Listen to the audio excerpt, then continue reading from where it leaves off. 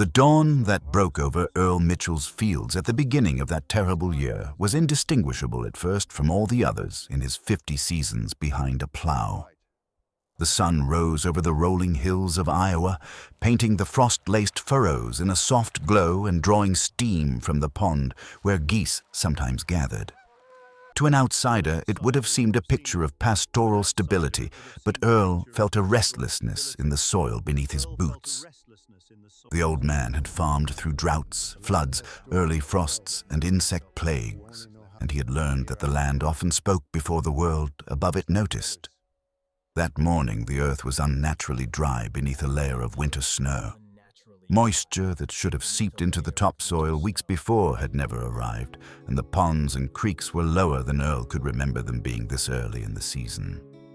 His weathered hands brushed across the brittle husks left from the previous harvest, and he couldn't shake the feeling that the weather had changed in ways the calendar could not explain. Earl's connection to his land came from decades of repetition and devotion. He was 68 years old, but his mind still moved with the deliberate grace of a much younger man. Each furrow he walked told him a story. Each fence post had been set by his own hands, or by those of his father and grandfather. The farm that fed his family was more than acreage. It was a testimony to endurance, a living ledger of choices made and risks taken, of seasons when the yields were generous and seasons when they barely covered the cost of seed. As he stood at the edge of his fields on that first day, he thought back to stories his father had told him of the Dust Bowl and of a time when dust storms blotted out the midday sun. Those tales had seemed like legend when the yields were bountiful, yet now they felt like warnings left by those who had endured before him. The notion that a single season could break a farmer, that nature could turn against its stewards, had always been a cautionary tale. That year, it became a lived reality. Earl's nearest neighbors had also begun to whisper about the weather.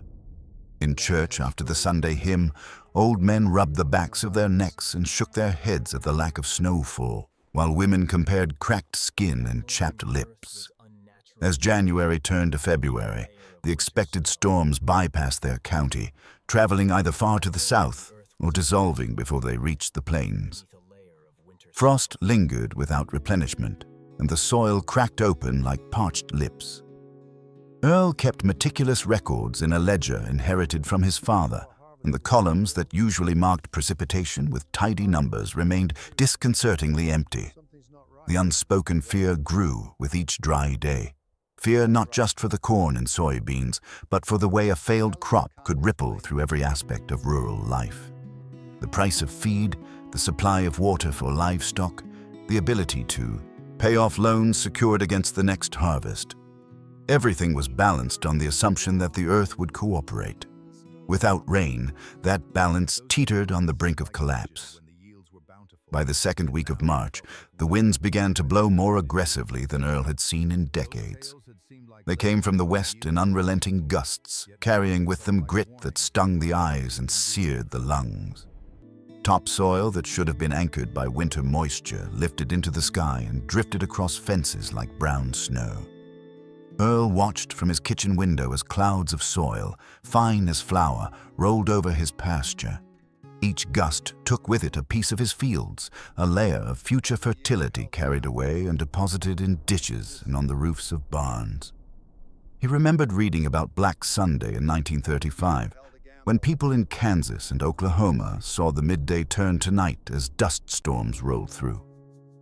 He never imagined he would see the edges of such a phenomenon creeping toward his home. Yet he could not ignore the way the horizon dimmed each afternoon as the wind gathered strength and turned the sky a dull sepia. Farming had always been an act of faith for Earl, a willingness to place seeds into the earth without any guarantee that weather and market forces would allow them to sprout and prosper. It was also an exercise in perseverance. His father had taught him that the land rewarded those who respected it and prepared for its cycles. They had rotated crops, maintained the health of the soil, and resisted the temptation to overwork the ground even when commodity prices rose. These practices had sustained them through the shocks of previous decades. But as the early spring dryness lingered, Earl began to understand that he was facing an event beyond his years of experience. The resilience he had cultivated over half a century would be tested by a convergence of forces he could not control. If you have ever felt a shift in the air before anyone else noticed it, an intuition that something big was coming, then you know the unease that settled over Earl Mitchell in those weeks. He did not yet know that the year would be marked by failed rains, economic turmoil, disease outbreaks, and personal loss. All he knew was that his soil was thirsty, his ponds were low, and the winds seemed determined to carry away the season before it even started. From which part of the world are you witnessing this story unfold today? If you believe in resilience and the quiet power of listening to the land, stay with Earl as his world begins to unravel. The calendar flipped to April, and still the clouds withheld their blessing. Normally, early spring in Iowa brought at least a few gentle soaks that softened the soil and signaled the start of planting. Farmers timed their seed orders and equipment maintenance around these rains. This year, the sky hung pale and empty, like a dry canvas waiting for a brush that never touched it.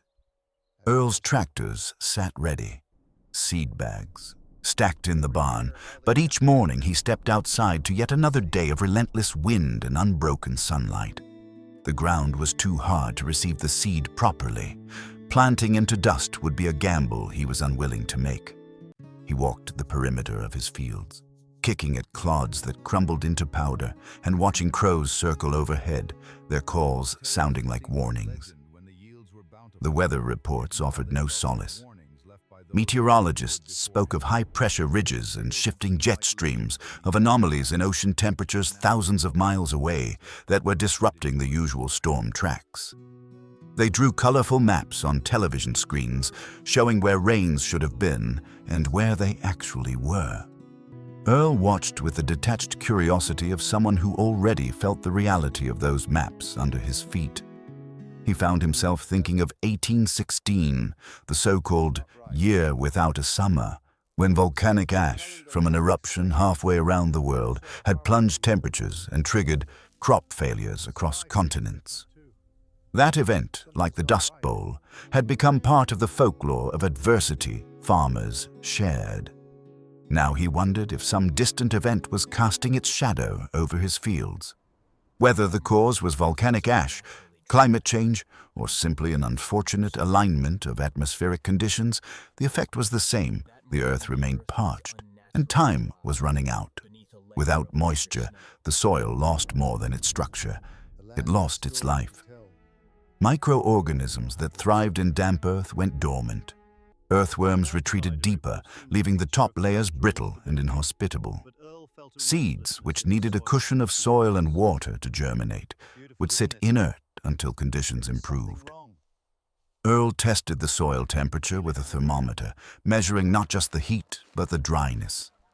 He dug down with his hands, hoping to find moisture at least a few inches below the surface. His fingers came up covered in dust. In all his years on the farm, he had never encountered such deep desiccation this early in the season. The decision of when to plant was no longer merely strategic. It became existential. If he planted too early and the seed died in dry earth, he would have nothing to replant with when rain finally came. If he waited too long, the season would shorten, and even a perfect summer would not deliver enough warmth and sunlight to bring the crops to maturity. Neighbors began to plant anyway, driven by contracts and optimism. Earl watched their tractors kicking up clouds as they cut through powdery soil, leaving behind lines of corn and soybean seed that looked like offerings to a reluctant sky. He understood their reasons. Many had loans due and needed to show proof of planting to stay in good standing with banks. Others hoped that by being early, their seeds might catch the first rain if it arrived unexpectedly. Earl chose to wait. It pained him to see his fields lying fallow while others were busy, but his instincts told him that planting into dust would be akin to throwing his livelihood to the wind. As April gave way to May, small storms teased the region. Dark clouds rolled in, lightning flickered, and the smell of rain filled the air. Earl and his wife, Ruth, would step onto the porch and tilt their faces upward, hoping to feel drops on their cheeks. More than once, the storm would skirt their farm completely, leaving the smell of petrichor and nothing more. Other times, a few drops fell and evaporated before they hit the ground. Earl's grandchildren, who visited on weekends, asked if it would ever rain again. He told them it always did eventually. He wanted to believe it. The pond that had been full of geese in March now resembled a muddy puddle. Cracks appeared in the bottom. Cows that grazed near its banks began to wander farther for water, their ribs showing despite extra feed. Earl rationed hay and began hauling water from a neighboring county, incurring costs that ate into savings meant for seed and fuel. The community's anxiety turned to collective action. Farmers gathered in the high school gymnasium to discuss options. Soil conservation specialists spoke about no-till practices, mulching to retain what little moisture existed, and diversifying crops to include drought-resistant varieties. Bankers offered temporary extensions on loan payments, but warned that relief funds might be limited if federal disaster designations were not met. Pastors prayed publicly, invoking scriptures about rain in its season. Throughout it all, Earl listened. He respected the wisdom of experts, but kept coming back to the simple reality that no amount of policy or prayer could coax rain from a cloudless sky. He left the meeting with a handful of pamphlets and a growing conviction that the old ways he trusted might not be sufficient for what was coming. By June, the dryness had become part of the background hum of life. People stopped checking the weather app every hour because it rarely changed. The fields that should have been lined with bright green rows were instead a patchwork of dusty brown and stunted shoots. Earl eventually planted, waiting until a brief shower softened the ground just enough to allow the seed to settle. He had to drive his tractor slower to minimize dust and reduce the loss of soil. Even so, he watched plumes rise behind him. He whispered apologies to the earth as if it were a neighbor he was inconveniencing. He also planted more than usual on his smaller plots near tree lines where the soil held a bit more moisture. He knew his yields would be lower no matter what. He was planting not for profit, but for continuity, for the sake of staying in the rhythm that farming imposed, and perhaps to keep hope alive. As the corn emerged weakly, the soybeans struggled even more. Germination rates were uneven. Bald spots appeared where seeds failed altogether. Where there were plants, they were short and pale, leaves curled inward to conserve moisture. Earl walked there, rows, gently uncurling leaves to check for pests or diseases. He found that the usual suspects, aphids, leafhoppers, fungal blights, were present, but not in overwhelming numbers. The issue was not infestation. It was the lack of water. Even the weeds seemed hesitant. Grasses that usually popped up between rows looked thin, their roots unable to penetrate hardpan. He did not need a soil test to tell him that the organic matter was declining. Without moisture, microbe populations declined, roots stopped exuding sugars, and the entire ecosystem slowed. Elsewhere in the world, headlines told stories of floods and hurricanes, of heat waves and wildfires. It seemed that everywhere, weather patterns were deviating from expectations. Earl followed the news with a mixture of empathy and apprehension. He read about melting glaciers, warming oceans, and shifting jet streams. He wondered if the drought on his land was a symptom of a larger disorder. He had always thought of climate change as something that would affect the next generation. Now he considered that it might be shaping his own present. He noted that predictions for increased variability were playing out in real time. Though he had little control over global emissions or atmospheric circulation, he felt a responsibility to adapt in ways that reduced his contribution to the problem. He began reading about regenerative agriculture, methods that emphasized soil health biodiversity, and carbon sequestration. At first, it seemed like a luxury for farmers with extra resources. As the drought persisted, it started to feel like a necessity. Mid-July brought a heat wave that pushed temperatures into triple digits. Pastures dried out completely. Earl trucked water twice a day to keep his remaining cattle alive. He unrolled hay on the ground so the cattle could graze without destroying the little grass that remained. Each bale represented money he would not recoup at market, but he had little choice. The weight he had, lost over the winter due to stress, returned, this time because he skipped meals to make sure there was enough for the animals. Ruth noticed and chided him gently, reminding him that he could not help anyone if he made himself sick. He promised he would take better care of himself, but the days were long and the tasks did not stop just because the rain did not fall. One morning in late July, Earl woke to smoke in the air. Wildfires hundreds of miles away in the Canadian prairies sent plumes that traveled south. The sky turned orange, and the sun became a red disk. The smell of burning pine and prairie grass added a new layer to the drought. It felt apocalyptic. Heat, dryness, and now smoke. The children could not play outside. The elderly were advised to stay indoors. Earl wore an N95 mask while driving his tractor to prevent the particulate matter from embedding in his lungs. The feed store owner, who had once joked about being a climate change skeptic, stared at the sky and shook, his head without speaking. These events, layered one upon another, created a sense of dread that went beyond typical farm worries. It was not just a bad year, it felt like a portent of something more profound. If you have ever stood under a cloudless sky and yearned for rain that would not come, you understand the hopelessness that crept into Earl's thoughts in those blistering weeks. He questioned everything. Why he continued to farm, whether his knowledge was obsolete, what future he was leaving for his grandchildren. Have you ever faced a challenge so persistent that it made you doubt your identity? Tell us where you are watching from and how you navigated that season. While the heavens withheld their moisture, the markets delivered their own form of punishment. Commodity prices, which had been on a slight upward trend at the beginning of the year, began to spike unpredictably. Grain that had once sold for a fixed price now fluctuated day to day. Oil prices surged as global demand outpaced supply. The cost of diesel fuel, crucial for tractors and combines, nearly doubled.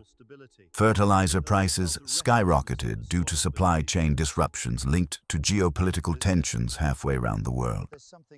Earl watched the figures scroll across the television screen in the evenings, trying to reconcile them with his ledgers. How could he pay more for inputs when his output was already compromised by drought? Banks, which had extended loans generously in previous seasons, became more cautious. Representatives from the local branch visited Earl to review his line of credit. They were polite but clear. If his yield came in under a certain threshold, the terms of his loan would change. He could feel the hidden pressure behind their smiles. The farm's history, his decades of reliability, his character, all these seemed to matter less than the numbers on a spreadsheet. He left the bank feeling like he had been weighed and measured by people who did not understand the land, but nonetheless held its future in their hands. Earl was not alone in his financial distress. Across the county, farmers whispered about debts and foreclosures. Auctions became more frequent. Neighbors he had known for years sold tractors, livestock, and land to cover loans. Some left farming altogether, moving to town for jobs that offered steady paychecks and health insurance. Others consolidated, hoping that more acreage would improve economies of scale. Earl found himself caught between these two poles. Selling seemed like admitting defeat, yet expanding when he could barely manage what he had felt reckless. He opted to hold on, paring down expenses wherever possible and praying for a harvest that would stave off disaster. As summer progressed, the global economy, already strained by supply chain disruptions and inflation, took another hit. A major shipping route shut down due to a geopolitical conflict, delaying deliveries of farm equipment parts and causing further price spikes. When Earl's combine broke down, he discovered that the part he needed would take months to arrive. He improvised repairs with the help of his neighbor's welder, grateful for the skills he had learned in high school shop class. He remembered when farms were more self-sufficient, when neighbors built or fixed what they needed. He felt a nostalgic pull toward that time, even as he knew the systems had evolved beyond it. Food prices at the grocery store climbed as well. Families in town began to feel the effects of the drought and market volatility, paying more for bread, meat, and vegetables. The local food pantry saw increased demand. Earl noticed more families using the free lunch program at the school. For the first time, he considered setting aside a portion of his meager harvest for donation. He had always sold everything he grew, but this year, with so many around him struggling, he felt compelled to think differently.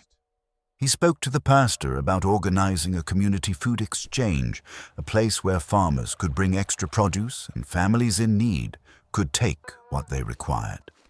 It was a small act, a gesture against a tide of larger forces, but it reminded him that even in crisis, people could look after one another.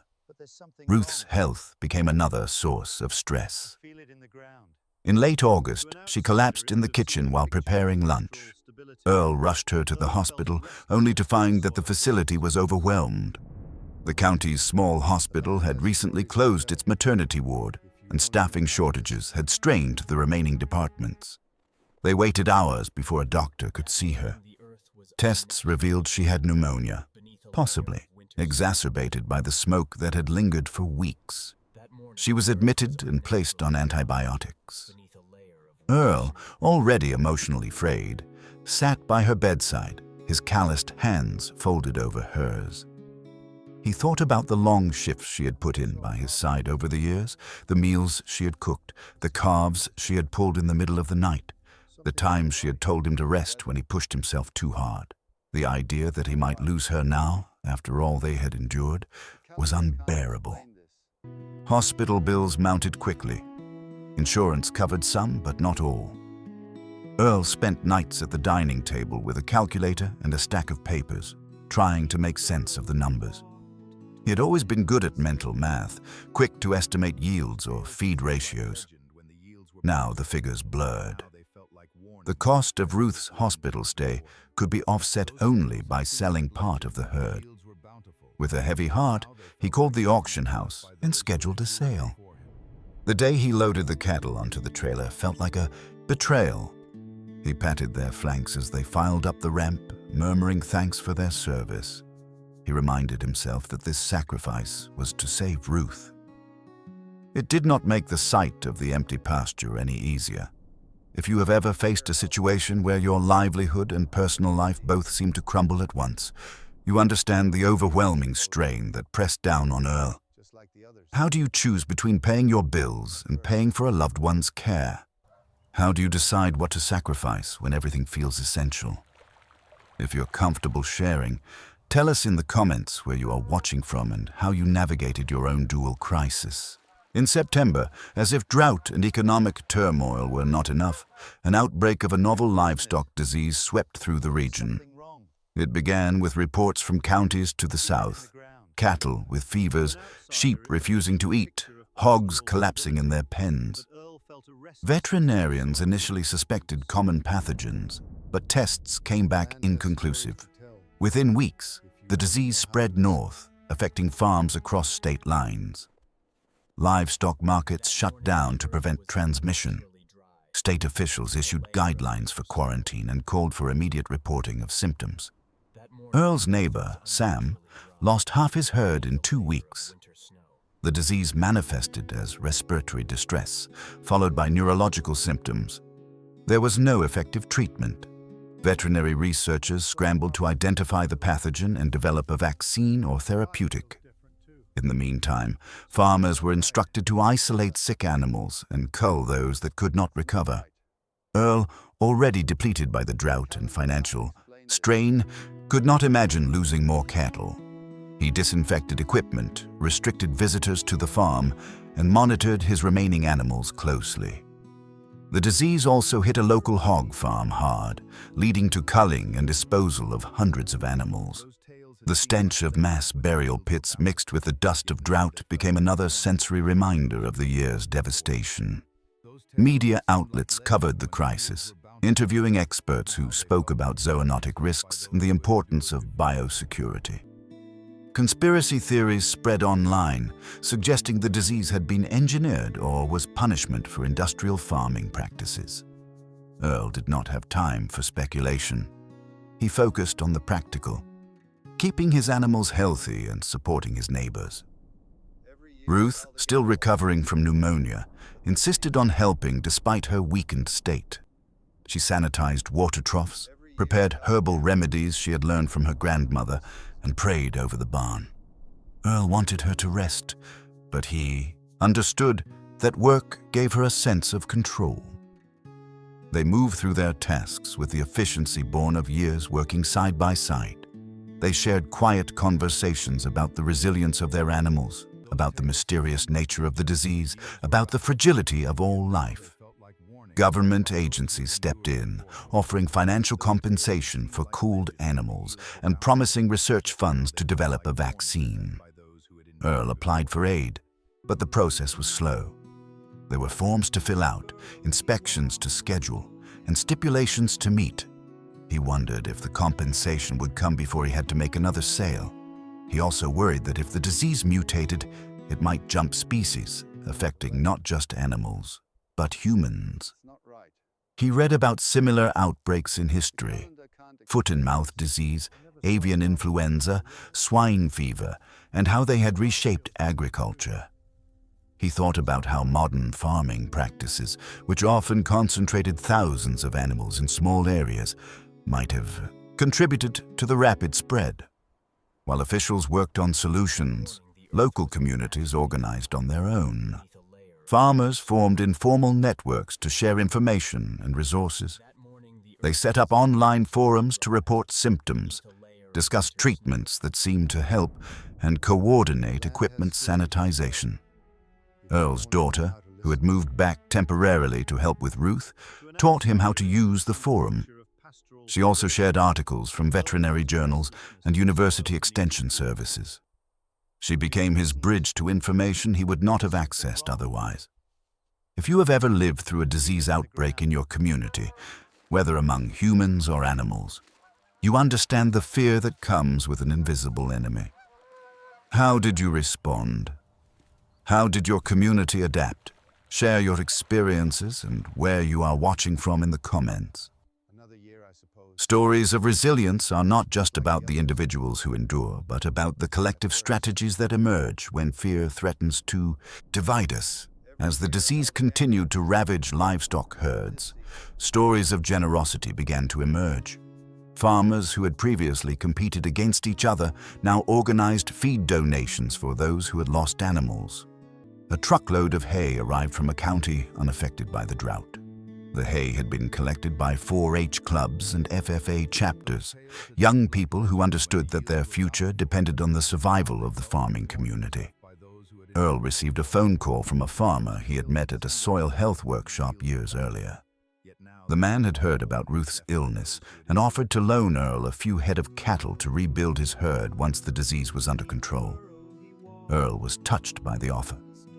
He had always prided himself on self-reliance, but this year forced him to accept help. A group of veterinarians from the state university visited the area to research the disease. They brought portable labs and equipment to test animals on site. They collected samples, ran analyses, and shared preliminary findings with farmers.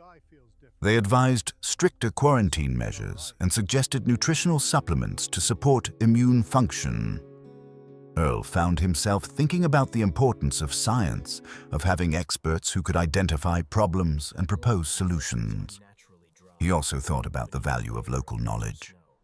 One evening, a neighbor stopped by with a recipe for a natural tonic that had helped his goats recover from respiratory illnesses.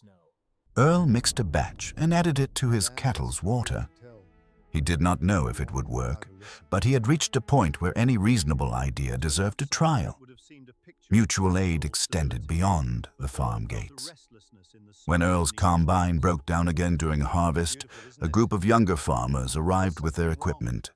They spent 2 days harvesting Earl's fields, working long into the night.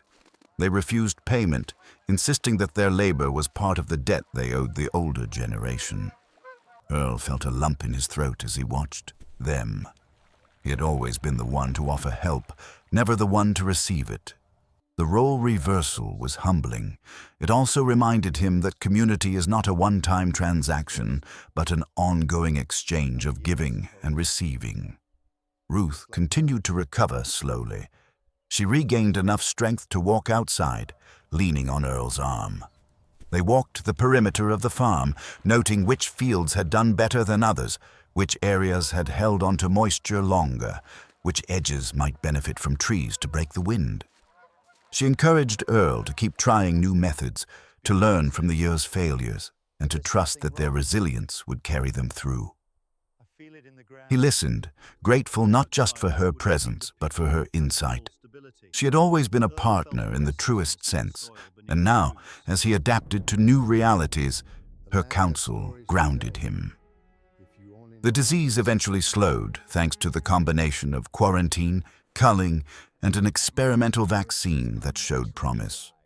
Losses were still substantial, but the immediate crisis passed. Earl's remaining cattle survived, though their numbers were lower than he could have imagined. He accepted the loaned animals from his friend, seeing in their eyes a continuation of the herd he had built over decades. He set new fences, arranged rotational grazing, and planned to rebuild slowly. He knew he would likely never reach the numbers he had before the drought and disease. He was learning that success did not always mean expansion. Sometimes it meant stability. If you have ever been surprised by generosity when you least expected it, you know the powerful impact it can have on your outlook. Who came to your aid in a time of crisis? How did it change your understanding of community? If you feel comfortable, share in the comments where you are watching from and who inspired you. In a world that often celebrates individual achievement, these stories of collective care remind us that our survival is tied to one another. With the immediate crises of drought, market volatility, disease, and personal health emergencies starting to subside, Earl turned his attention to the foundation of his farm, the soil. He had always believed in good soil management, but the year's extremes highlighted its importance in a way he had never fully grasped. He signed up for a field day on regenerative practices, hosted by a nearby extension office. The event was led by a farmer who had transitioned from conventional tillage to no-till and cover cropping a decade earlier. The difference in his fields was visible. Where Earl's soil was powdery and prone to wind erosion, this farmer's fields were dark, crumbly, and full of earthworms. During the field day, participants dug spadefuls of soil, compared structure, and measured infiltration rates. They talked about the relationship between organic matter and water retention, about how a 1% increase in organic matter could result in thousands more gallons of water stored per acre. Earl listened, asked questions, and took notes. He was particularly intrigued by the concept of soil biology. He had always thought of fertility in terms of NPK, nitrogen, phosphorus, potassium. Now he learned about bacteria that fixed nitrogen from the air, fungi that extended root systems, protozoa that grazed on bacteria, and the complex web that made up the soil food web. He realized that restoring soil health was not just about adding inputs, but about fostering a diverse community of organisms. Earl decided to plant cover crops on more acres. He selected a mix of rye, clover, and radish. The rye would protect the soil from wind erosion over winter. The clover would fix nitrogen. The radish would break up compacted layers. He contacted his equipment dealer to rent a no-till drill, something he had never used. The dealer informed him there was a waiting list. Interest in cover crops had exploded. Earl called in a favor from a younger farmer who owned a drill. They spent a crisp October morning seeding the mixes. As the machine moved across the field, Earl felt a sense of hope. He had not felt that sensation in months. Winter rye sprouted quickly, sending up green shoots that seemed almost miraculous against the backdrop of drought. Earl walked the fields often, marveling at how the cover crop held the soil, reduced dust, and provided forage. He noticed deer tracks weaving through the rye. He imagined how the roots were weaving underground, creating channels that would help water infiltrate when rain returned. It was a long game. He had to invest now for benefits that might take years to materialize. But after a year of short-term thinking forced by crisis, the prospect of investing in the future felt like a relief. Earl also began to integrate livestock into his cropping systems differently. He read about mob grazing, where cattle are moved quickly through small paddocks, eating plants down and fertilizing the soil with their manure. The key was to move them before they overgrazed and to allow long rest periods for the plants to recover. He purchased portable fencing and a solar-powered charger. With fewer animals, he could manage them more intensively. He set up a rotation that moved them daily. The cattle adapted quickly. They seemed content with the new routine, and the pasture responded. After a few weeks, grasses grew back thicker, and clover appeared where it had not been before. Earl felt like he was participating in an ecological dance, one that his ancestors had practiced before industrial agriculture simplified and separated the components. Implementing these practices required investment, not just of money, but of mindset. Earl had to let go of the idea that a clean, weed-free field was a healthy field. He had to accept some messiness in exchange for long-term resilience. He started small, dedicating a portion of his land to experimentation. He planted a multi-species cover crop mix and let his remaining cattle graze it for brief periods, moving them frequently to avoid overgrazing. He observed how the soil responded, noting increased earthworm activity and better moisture retention. The cattle seemed healthier, benefiting from the varied forage. When he rolled out hay in those areas later, the residue fed the soil rather than compacting it. Earl also adjusted his financial strategy. With guidance from his daughter, he applied for conservation grants that provided cost sharing for cover crops and infrastructure like portable fencing. He renegotiated his loan with the bank, presenting a plan that included diversification and risk mitigation. The loan officer, impressed by Earl's proactive approach, extended more lenient terms. Earl felt a surge of empowerment. The same man who had stood on the auction block months earlier now sat across from a banker with a plan that extended beyond one season. He was still in debt, but the debt felt more manageable when paired with a clear path forward. Community support played a crucial role. Neighbors who had sold out stopped by to offer advice from their new jobs. Young farmers who had grown up with Earl came to help build cross-fencing for rotational grazing. The cooperative extension agent visited to conduct soil tests, showing Earl how organic matter had been depleted and how it could be rebuilt. Each interaction underscored that he was not alone. The year of failure had forged new bonds among farmers, making them more open to collaboration. They began to share equipment, trade labor, and share knowledge in ways they hadn't when competition had been the norm. Adversity had turned them from competitors into allies. By late fall, the cover crops sprouted and covered the ground in a patchwork of green. Their roots began to knit the soil back together. Earl smiled every time he walked through the fields and felt the sponginess return under his boots. He knew it would take years to rebuild the organic matter lost to drought and wind erosion, but each seedling represented progress. He explained to his grandchildren that the tiny plants would protect the soil over winter and provide nutrients for the corn and soybeans they would plant next spring. They listened and then ran through the cover crop, giggling as the leaves tickled their legs. For a moment, the farm sounded like it had in better times. As Thanksgiving approached, Earl and Ruth prepared for a quieter celebration. Their table was not laden with food from their own fields, but they were grateful for what they had. They invited neighbors who had lost more and shared the venison Earl had hunted that season. Around the table, they talked not about what had gone wrong, but about what they were doing differently to prepare for the future. Stories of cover crops, diversified income streams, and community gardens replaced laments about crop failure. The shift in conversation marked a shift in mindset. It acknowledged the loss without being defined by it. If you have ever had to reinvent yourself or your methods after failure, you know the mixture of fear and excitement that comes with new practices taking root.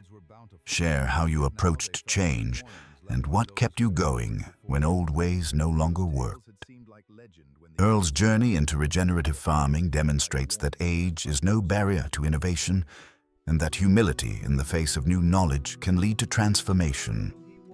His willingness to learn from younger farmers and adapt his practices positioned him not just to recover, but to thrive in a world where unpredictability might become the norm. The first snowfall of December blanketed Earl's fields in white, covering the remnants of failure and the beginnings of renewal. Snow had been absent the previous winter, and its return felt like a benediction. It melted slowly into the cover crops, providing moisture that would freeze and thaw, helping to break down organic material and feed the soil. With the busiest season behind him and the next still months away, Earl had time to reflect. He sat by the wood stove, journal in hand, writing down lessons from the year. The act of writing provided clarity. He listed what he had lost, most of his crop, part of his herd, some of his savings, his sense of invulnerability. He also listed what he had gained: deeper understanding of his land, new farming practices, stronger community ties, renewed appreciation for Ruth's companionship, and a sense of purpose that extended beyond a single harvest. Winter invited introspection beyond the farm's boundaries. Earl thought about the broader systems that had contributed to his year of hardship. Climate change, once an abstract concept debated on news shows, had become a lived reality. Economic globalization had made local farmers vulnerable to faraway disruptions. Healthcare disparities had endangered his wife.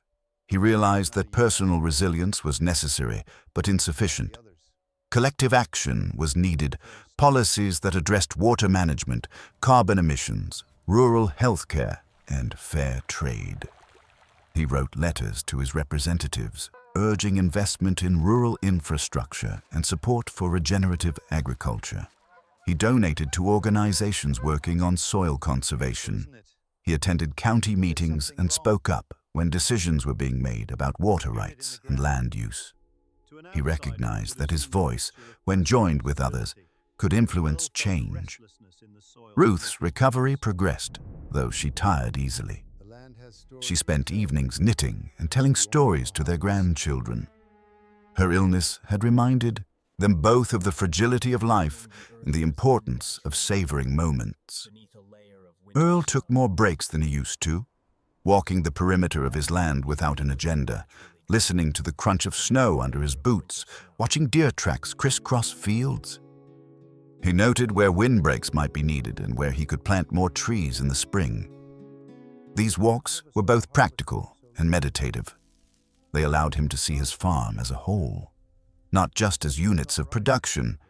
He began to imagine it as an ecosystem that he nurtured, not simply a factory for crops and livestock. When friends asked how he was doing, Earl answered honestly. He admitted the year had been the hardest of his life. He did not gloss over the heartbreak, but he also shared his plans. He spoke about the cover crops thriving under the snow, about the rotational grazing he intended to expand, about the grant applications he had submitted. He spoke about teaching his grandchildren to farm in a way that honored the soil.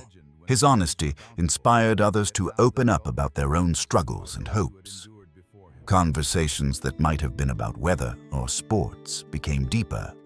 People confessed fears of losing their farms. They also shared dreams of community-owned grain mills, local food hubs, and cooperative marketing. The adversity of the year had peeled back layers of stoicism, revealing vulnerability and, with it, a chance for authentic connection. On Christmas Eve, Earl stood in his barn and listened to the soft sounds of animals breathing. The barn smelled of hay and cattle and the faintest scent of pine from a branch Clara had hung near the door. He thought about the night his father had told him about being a child during the Dust Bowl and how their family had gone to a Christmas service in town despite the storms.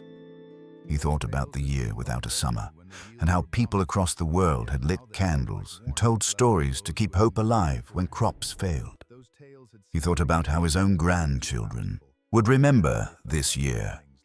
He hoped they would remember more than scarcity.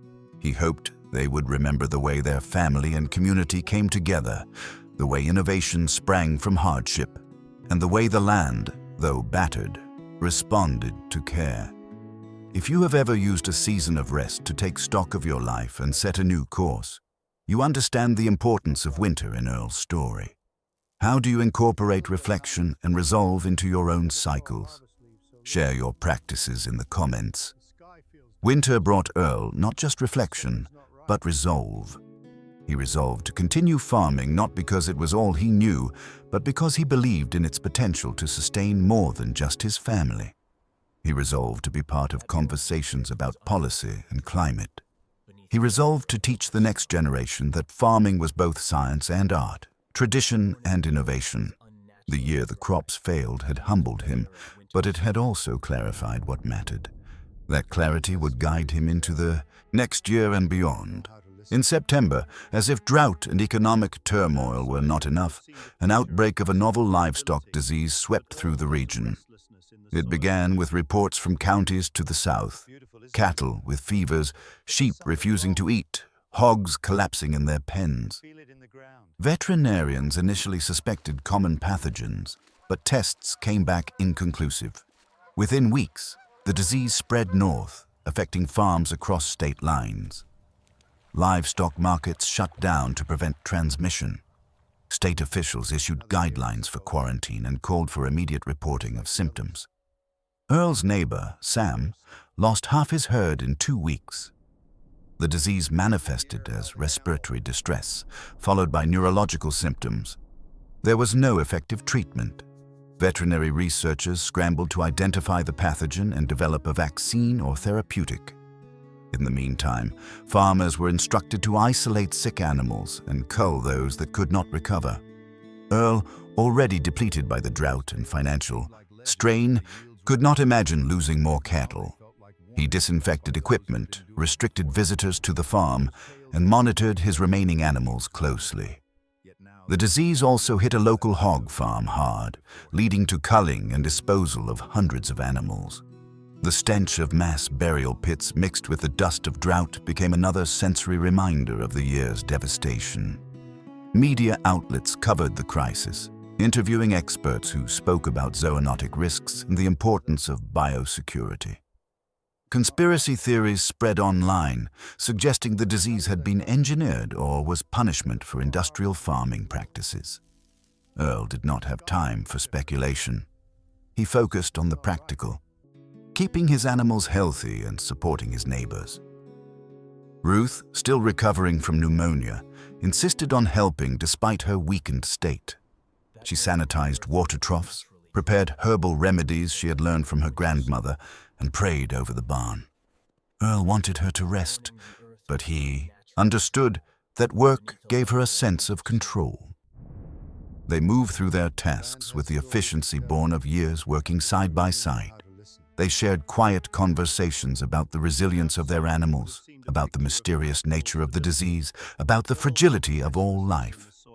Government agencies stepped in, offering financial compensation for cooled animals and promising research funds to develop a vaccine. Earl applied for aid, but the process was slow.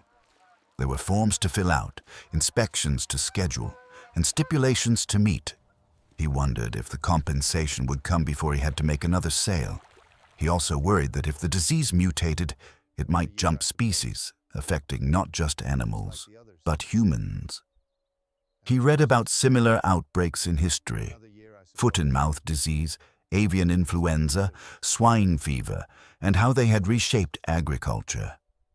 He thought about how modern farming practices, which often concentrated thousands of animals in small areas, might have contributed to the rapid spread. While officials worked on solutions, local communities organized on their own. Farmers formed informal networks to share information and resources. They set up online forums to report symptoms, discuss treatments that seemed to help, and coordinate equipment sanitization. Earl's daughter, who had moved back temporarily to help with Ruth, taught him how to use the forum. She also shared articles from veterinary journals and university extension services. She became his bridge to information he would not have accessed otherwise. If you have ever lived through a disease outbreak in your community, whether among humans or animals, you understand the fear that comes with an invisible enemy. How did you respond? How did your community adapt? Share your experiences and where you are watching from in the comments. Stories of resilience are not just about the individuals who endure, but about the collective strategies that emerge when fear threatens to divide us. As the disease continued to ravage livestock herds, stories of generosity began to emerge.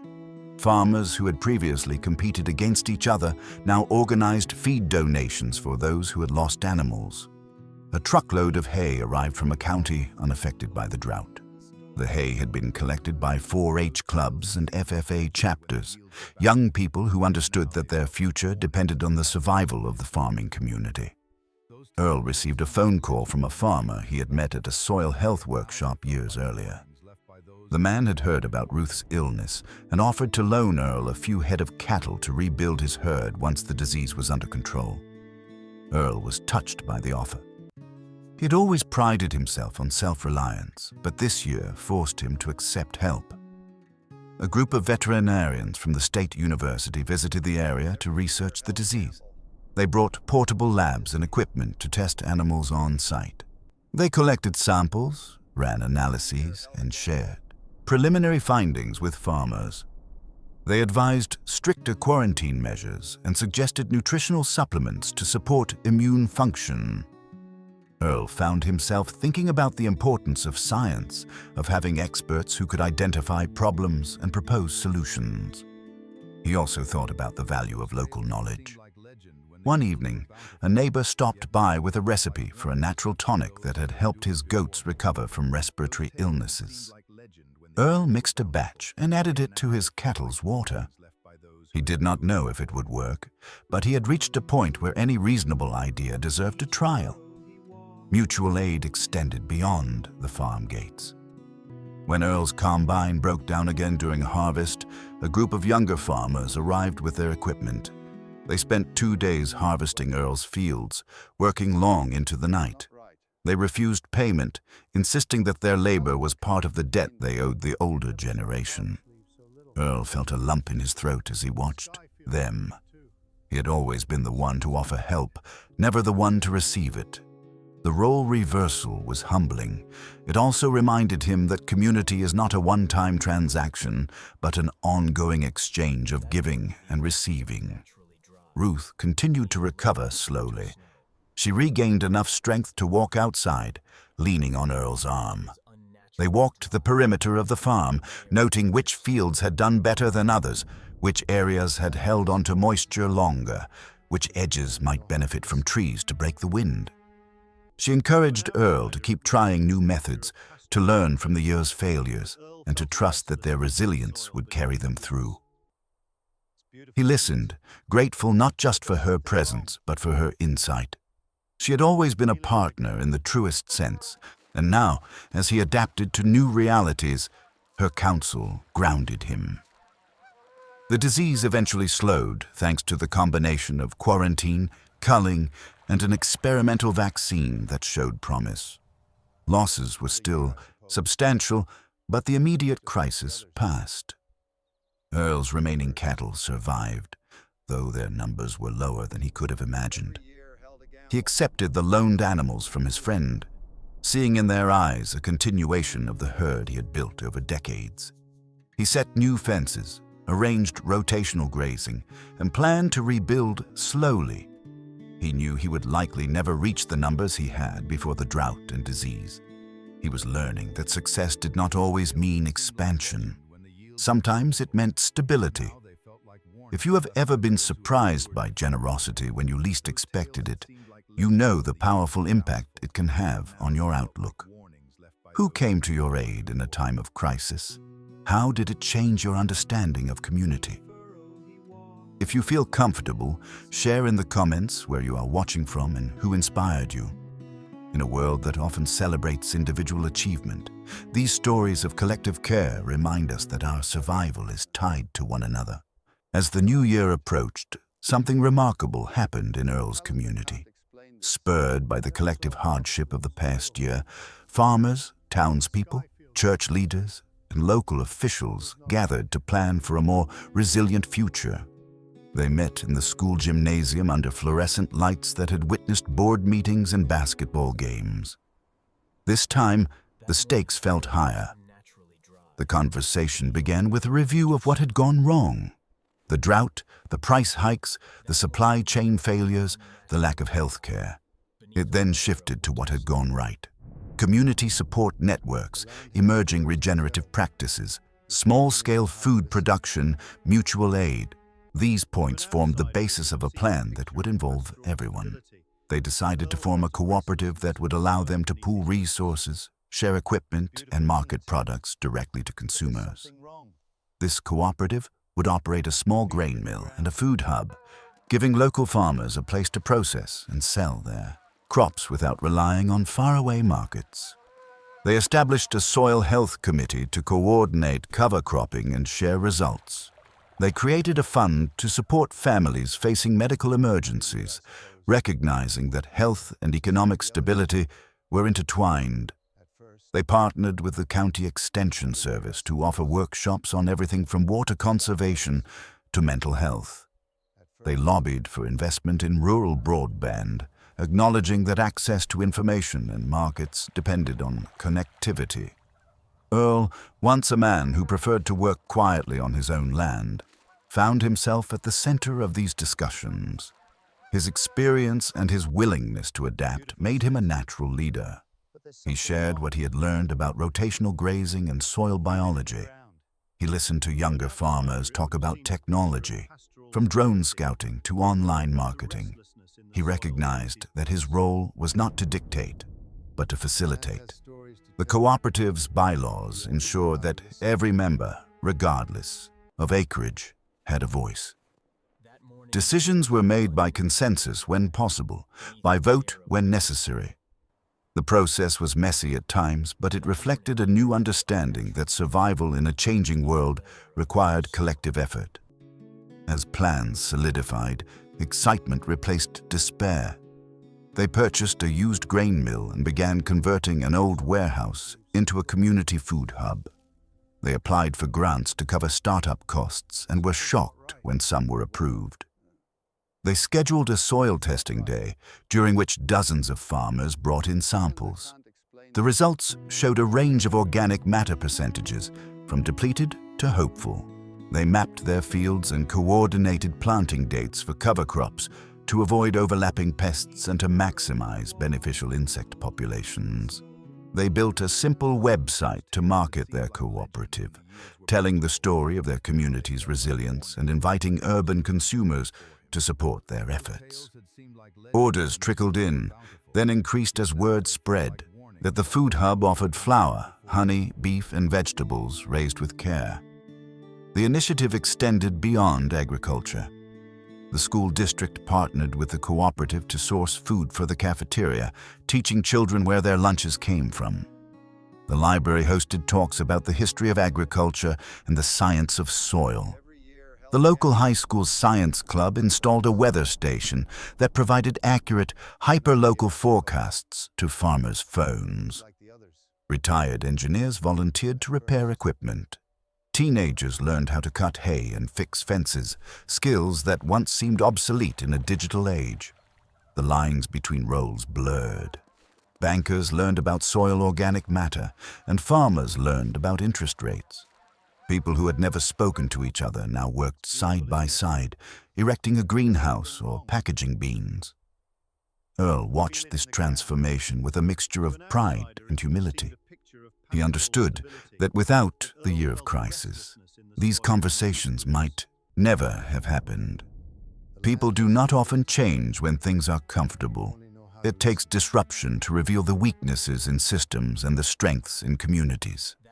The cooperative did not erase all their problems. Weather would still vary, markets would still fluctuate, and personal tragedies would still occur. But it created a safety net woven from relationships and shared resources. It turned isolation into solidarity and competition into collaboration. It provided a model for other communities, proof that when everything seems to fail, people can come together to write a different future. If you have ever participated in building something collective out of hardship, you understand the power of shared vision. Tell us about a time when your community came together to address a common challenge and what you learned from the process. The formation of the cooperative showed that resilience is not just an individual trait. It is a collective achievement. Earl's voice, once one of many, became part of a chorus seeking to turn a year of failure into a legacy of innovation. The final chapter of that year, the year the crops failed and everything else seemed to fall apart, did not end with a triumphant harvest or a miraculous reversal of fortunes. It ended with a man standing on his land, looking at winter cover crops emerging through snow, listening to the quiet lowing of a smaller herd, feeling the steady breathing of a wife who had been close to death, and knowing that he was still there. Earl Mitchell, the last farmer in a line that stretched back generations, remained unbroken. His farm was battered, his finances were strained, his spirit had been tested, yet he stood upright, rooted like the old oak in his front yard, flexible enough to bend when winds blew, yet anchored deep enough to withstand them. His survival was not the result of stubbornness alone. It was the product of values cultivated over decades, faith that gave him perspective beyond a single season, family that provided support and purpose, perseverance that kept him moving when everything slowed, and integrity that ensured his actions aligned with his principles. It was also the product of adaptation. He had listened to younger voices, learned new methods, diversified his income, and participated in collective action. He had accepted help when he needed it and offered help when he could. He had mourned his losses without becoming defined by them. He had honored the past while investing in the future. As he walked his fields on New Year's Eve, he thought about the stories he would tell his grandchildren. He would not sugarcoat the suffering. He would describe the way the ground cracked, the way the sky withheld rain, the way bank statements induced sleepless nights, the way cattle trailers drove away with pieces of his heart. But he would also tell them about the first drops of rain and the way they felt on his face, about the green of cover crops emerging through snow, about neighbors who delivered casseroles, about the hum of a grain mill that belonged to the community, and about a hospital waiting room where he prayed for his wife and discovered a wellspring of hope. He would tell them that the year the crops failed revealed what truly mattered and gave him the opportunity to live those priorities more deliberately. He would tell them that sometimes everything does indeed fail. Systems collapse, markets falter, bodies get sick, the sky refuses to give water. In those moments, the temptation is to give up or to become cynical. But those moments are also invitations to adapt, to innovate, to connect, to trust. The erosion of topsoil can lead to the rebuilding of soil health. The sale of a herd can lead to the diversification of income streams.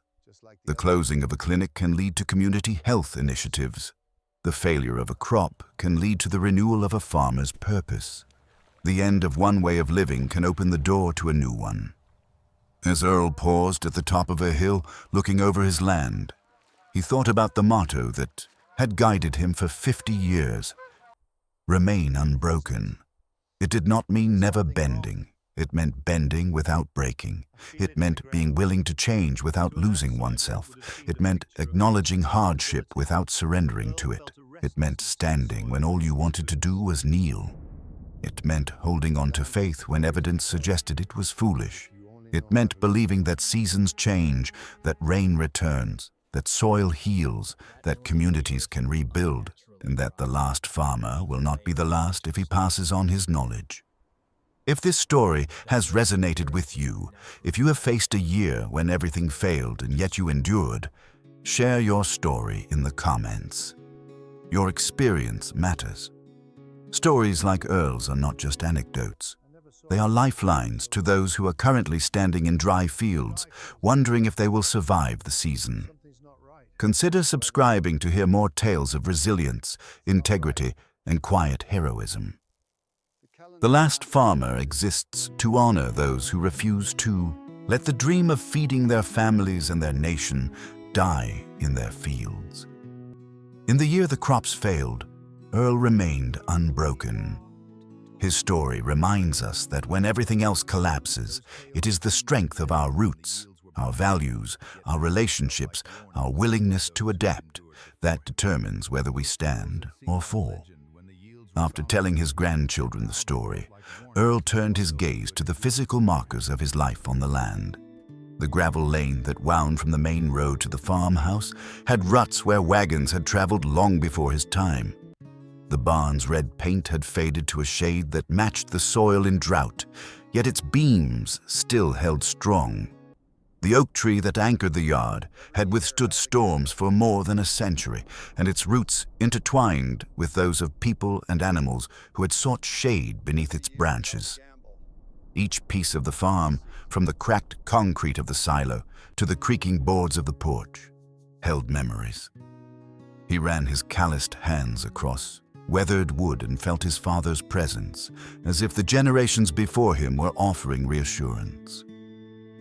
In the quiet of winter, the farm told stories of endurance that paralleled his own. The land seemed to whisper that perseverance was not a human trait. It was inscribed in the grain of timber and the layers of soil. Earl realized that his story was inseparable from these physical artifacts. To walk away would be to leave behind not property, but a living narrative. That realization deepened his resolve to steward the farm into a future where seasons might be unpredictable, but the commitment to care remained constant. It reminded him that the concept of the last farmer was a misnomer. As long as someone remembered and learned from the land, as long as hands touched soil with respect, the lineage continued. He was not alone. He was part of an unbroken chain that stretched into the past and would extend into the future, whether through his children, grandchildren, or someone new who adopted the values he embodied. For those of you watching or listening to this story, from a city apartment or a suburban backyard halfway around the world, the tale of a farmer in Iowa might seem distant. Yet the lessons woven into Earl's year of struggle resonate far beyond rural fences. We all face seasons when the ground beneath us shifts, when the systems we rely on falter, and when the work of our hands yields less than we hoped. We all know the ache of watching something we built with care unravel under pressures we could not foresee. And we all have the opportunity to respond with either bitterness or grace. Earl's choice to adapt, to reach out to his neighbors, to learn from history, and to invest in future resilience offers a model for anyone navigating uncertainty. It invites us to examine our own roots, what we truly value, and to ask whether those roots are deep enough to sustain us when storms come. The Last Farmer channel exists to share these stories, not to romanticize hardship, but to honor the dignity of those who face it with courage. When you engage with these narratives, by leaving a comment, sharing your experiences, or reflecting on what resonates, you become part of the conversation. You help ensure that the wisdom gleaned from the fields of Iowa and the barns of Montana reaches kitchens in Karachi, classrooms in Nairobi, and living rooms in Berlin. Stories build bridges. They remind us that resilience is universal and that perseverance is a language everyone everywhere can understand. So as Earl steps into the next season of his life, carrying with him the scars and wisdom of a year unlike any other, we invite you to carry these lessons into yours. Subscribe if you want to join a community that values hard work, tradition, and the unbreakable spirit forged on soil and in hearts.